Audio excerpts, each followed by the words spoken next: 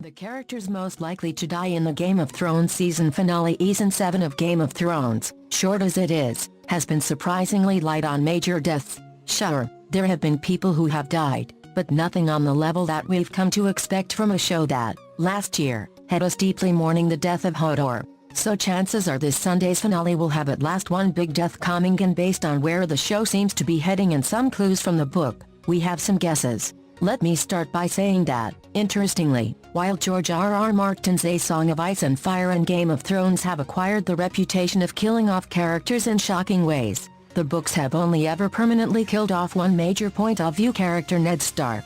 A few minor characters have point-of-view chapters, but the vast majority of the chapters come from Eddard Stark. Catelyn Stark dead in the show, but undead in the books. Daenerys, Tyrion, Jon Snow, Bran, Sansa, Arya, Theon, Davos, Jaime, Cersei, Samwell Tarly, and Brienne of Tarth. Jon's life, in the books, is still currently hanging a bit in the balance, but we all know he's not dead. In the TV show, there's no real way to convey which characters are prov or not, so deaths for TV-only viewers are actually more shocking since they don't know which characters are vital for storytelling. While the show's already broken with this pattern and keeping Catelyn Stark off the board and in the afterlife, there would be some parallelism with Ned's first season death in not killing off another major prov character until the final book, which might hint that we won't see one of the aforementioned characters die until the final season and not this Sunday. Tormund Giantsbane and Beric Dondarrion 95% owner or even both of these two is going die.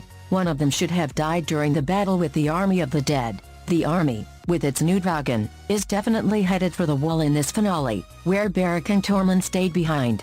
Beric's death is almost as certain to killing Thoros in the last episode was basically a reminder that Beric was continually brought back to life by Thoros. Without him, Beric can't be resurrected and his next death would be his final one. Tormund might make it a little bit longer, but what says things are serious more than one death? Two deaths? Littlefinger 90%. If Littlefinger doesn't die in the finale, then story structure has lost all meaning. The only reason for the interminable storyline about Arya and Sansa manipulating each other is to bring them together in the end over the corpse of Littlefinger. More importantly, Littlefinger's relevance to the actual story has petered out. He's basically just Sansa's shoulder demon now. He's not a major point-of-view character in the books and, in the show, they've been wrapping up to comeuppance for him. The only thing holding Littlefinger back from death is if part of this setup is if Arya is the one who kills Littlefinger and she dies in the process. The show has been setting Arya up as incredibly irrational and sociopathic, and her reconciliation with her sister could come either by killing Littlefinger or dying in the attempt. But Arya is such an important prov character, it's hard to see her death coming next week.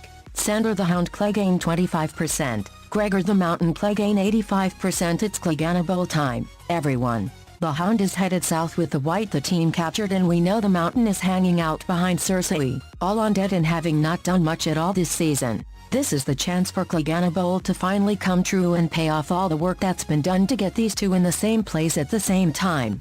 Plus, we still haven't seen the shot of the Hound drawing his sword that was in the trailer, but the background sure looks like the place everyone's meeting that we saw in the promo for the season finale. If Clegane Bowl finally, to the cheers of fans everywhere, happens, then Gregor absolutely dies again and robs Cersei of some of her protection. Whether Sandor dies too is a bit more up in the air. He's good now and the show might be holding out for one more reunion between him and Arya. Cersei 50%. While Cersei is a major prov character in the books, her death at some point seems all but assured. Young Cersei got a fortune from Maggie the Frog which stated that she would marry the king, have 3 children, and gold shall be their crowns and gold their shrouds. In the books but not the show, Maggie added, and when your tears have drowned you, the Valonqar shall wrap his hands about your pale white throat and choke the life from you. Valonqar is High Valyrian for little brother, which Cersei assumes means Tyrion, for obvious reasons, mainly that they hate each other, but many fans believe that Jaime, her twin born seconds after her, will kill her as she gets more bitter, vindictive, and blinded by hate, forcing Jaime to murder a Mad Queen much as he killed the Mad King Aerys Targaryen to save the populace of King's Landing from his plan to destroy the city rather than lose the throne. Now, the TV show has clearly omitted this part of the prophecy, meaning TV Cersei could be killed by anyone or anything. But there's still a lot of narrative power in the idea of Jaime being compelled to kill her for the greater good. and the show has built up the growing distance between Jaime and Cersei enough that this seems more and more likely. If nothing else, Cersei claimed to be pregnant earlier this season, and having a fourth child would invalidate the part of Maggie's prophecy the show did use. That kinda puts a ticking clock on killing the queen in accordance with the prophecy, which kind of hints at her dying sooner rather than later. The real question is, will her death come this season or next? The thing in favor of it being this week is that killing Cersei clears the way for next season to have everybody focus on the fight with the White Walkers. Jaime if he kills Cersei, 50%, if he doesn't, 0%. Jaime is also a big pod character, and he's had something of a redemption arc that could lead to him being spared. But if he ends up killing Cersei and his unborn child, it's even odds if he decides to continue on or not. Varys 35%. We haven't seen much of Varys other than to see him counseling Tyrion that he has to reign in Dany. But one big scene we have seen him in is when Melisandre went packing and she told him that she had to die in this strange country.